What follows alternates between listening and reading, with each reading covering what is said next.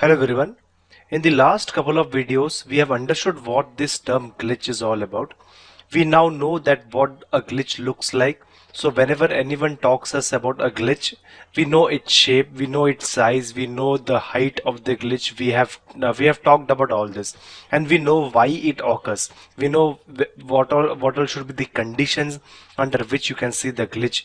You need to have an aggressor, you need to have a victim, you need to have a coupling capacitance, and you also know why in what nodes does a glitch arise. So all these things we have learned about the glitch. So now what we have to start with is what can go wrong if there is a glitch. So we have to first understand its impact, the impact of a glitch, because unless and until we understand the impact of the glitch, we can't move to some resolutions of fixing the glitch. Okay, so let us try to understand the impact if there is a glitch in a circuit. Let's say in a circuit, let's say in this case we'll consider an automobile circuit, or an automobile circuit which has got a chip installed in it, and it has got some memories, and the memory has got some glitch and all those things. Let us try to take that as an example. So let's take the regular case where we have aggressor, we have victim, and in this case what we will do is this victim line will connect it to some circuit. Let's say a memory, will connect it to the reset pin of the memory. So if you look into the contents of the memory, what it looked like, it would be something like this. Don't try to memorize it, it's just for an example. So the contents of the memory will be like 101011 and all those things. So this is what was the memory this was the current state of the memory before a glitch has arrived. So now what happens is, if you see at the aggressor, you have this particular transition, that is from high to low transition you have at the aggressor, and as a result of that you see there is a glitch that comes at the victim net. So now assuming that the victim was at constant logic 1, and if because of this particular transition at the aggressor net, you see a glitch which is falling down. So there could be two reasons, there could be two conditions for this particular glitch. Either this particular glitch will stay at zero potential, or this particular glitch will come back to its logic 1 potential. That depends upon the drive strength of this particular victim. So we have looked into all this in the last couple of videos. So let's not forget about those things, and let's try to understand that if there is a glitch something like this, if for momentarily this particular circuit, this particular part of the circuit sees a logic 0 somewhere over here, what can happen, and then suddenly it goes to logic 1. So for this area, for this amount finite period of time, what can go wrong? So now this glitch, when it propagates through an inverter, the output of the glitch will be something like logic 1. And logic 1, where it is given to the reset pin of the memory, this is a active high reset pin, for example, because there is no reset bar. So let's consider this is an active high reset pin. So when you give a logic 1 to an active high reset pin, this memory will itself get reset like this. So if you see, the contents of the memory will be all back to 000. Basically all the address bars, or all the data sections will all move to 000. So this is what the memory will, basically the memory will get initialized.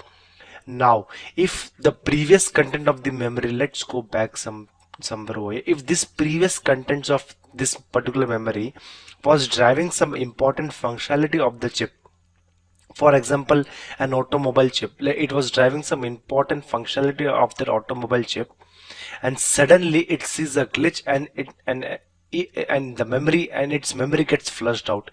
Basically the memory gets resetted at this point of time. What can go wrong? You can imagine an automobile car, let's say a car, if something gets resetted inside it while it was moving, there could be as the resultant would be as bad as a crash. The car might just get crashed. So that is how the impact of a glitch is. So it was nothing, it was but just a small glitch that was present over here, and that resetted the memory, but that reset in the memory created a crash in the car. So that's a very huge loss if you see, just because of this small glitch, just because this small glitch was ignored at that point of time while we were designing this particular circuit. And this has been seen in real world, in real scenarios also.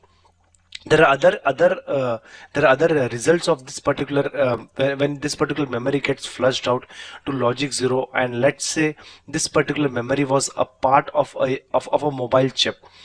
So it might happen that you're on an important call and your battery your basically call gets ended up and your mobile gets shut down.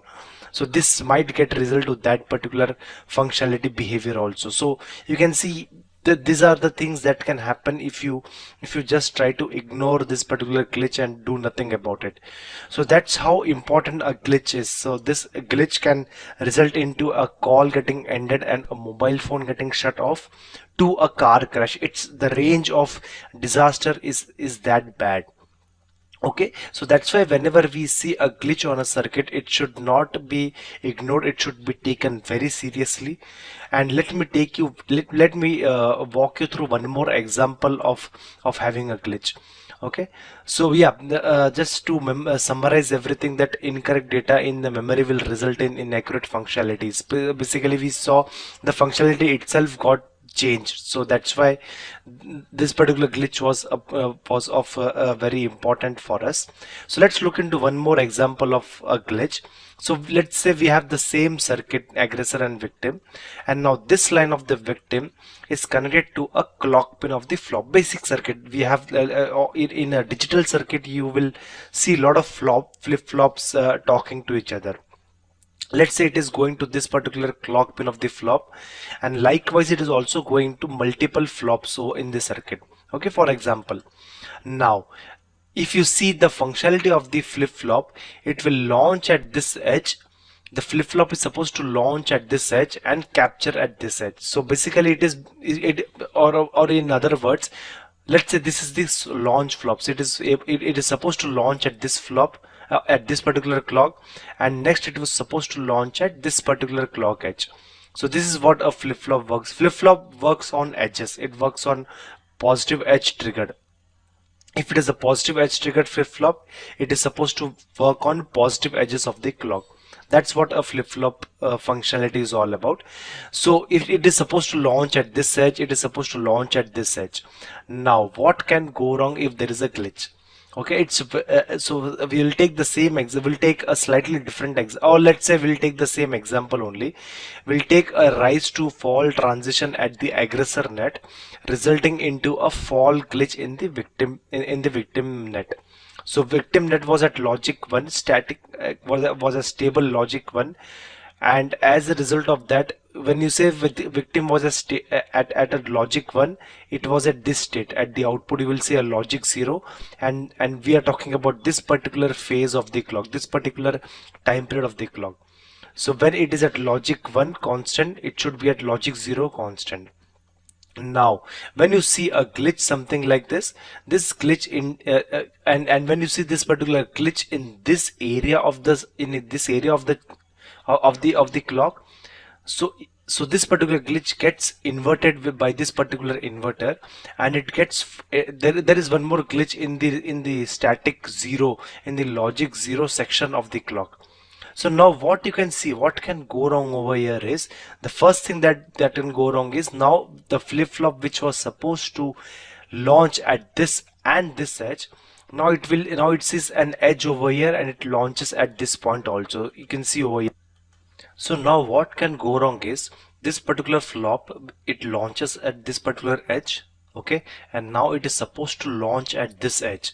But what happens is, it sees this also as an edge, and as a result of that it will launch at this edge also, and then it sees the next edge and it will launch at this edge. So this is what becomes a bit confusing over here for the flip-flop. So now flip-flop, the data that it sees at this point of time might not be settled down. So basically there is a concept of setup timing analysis that we have seen in some other videos in my previous lectures.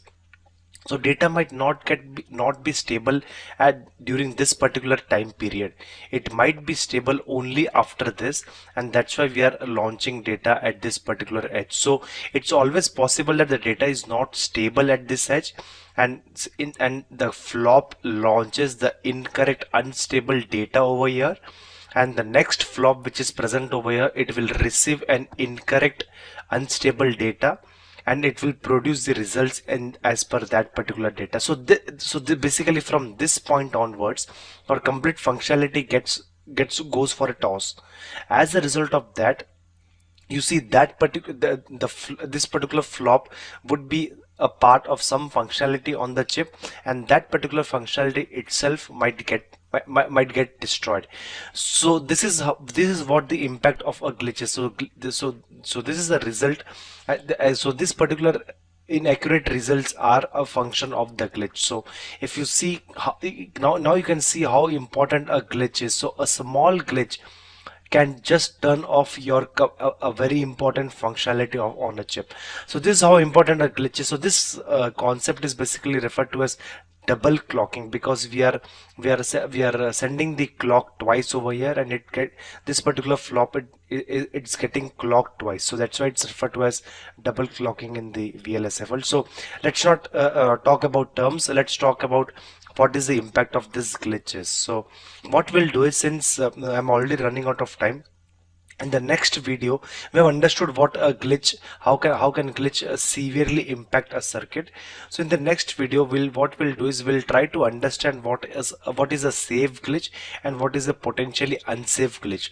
So we might not fix all the glitches, because some of them might get absorbed by the following circuit. So there are cases where certain kinds of glitch might get absorbed by the circuit, and there are certain kinds of glitch that might not get absorbed, and those are the potentially unsafe glitch, and we have to try to fix that only. So let's try to filter off some of the glitches, and let's try to focus only on those glitches which are potentially unsafe. Okay, so let's try to look into all this in the next video. Thank you.